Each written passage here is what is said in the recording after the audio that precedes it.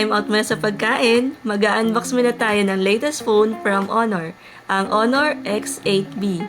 So, luckily, we are given the opportunity to try this phone para masubukan with our content sa food and travel. Basically, this Honor X8B is an entry-level smartphone. Actually, nakaka-excite na nga siya gamitin agad knowing na favorite color namin ng green, which is kakulay ng logo namin. So, it's like meant to be talaga. Honor, baka naman! Along with this phone comes a clear jelly case, SIM ejector pin, supercharged adapter, and a cable.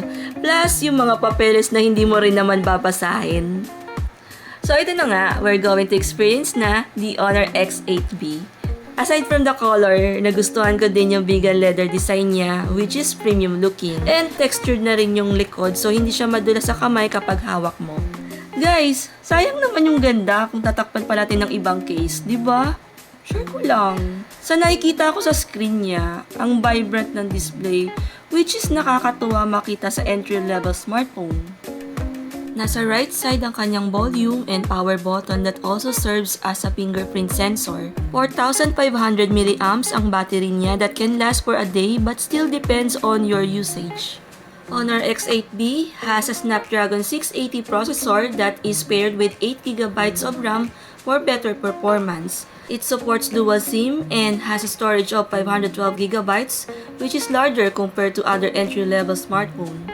Nga pala guys, ang Honor X8B ay may triple camera setup sa likod. First is 108MP for the main camera plus 5MP para sa wide and 2MP sa macro. Ang front camera naman niya is 50MP kaya maganda na rin ang resolution ng mga selfie natin. Ito ang sample shots guys, tingnan nyo.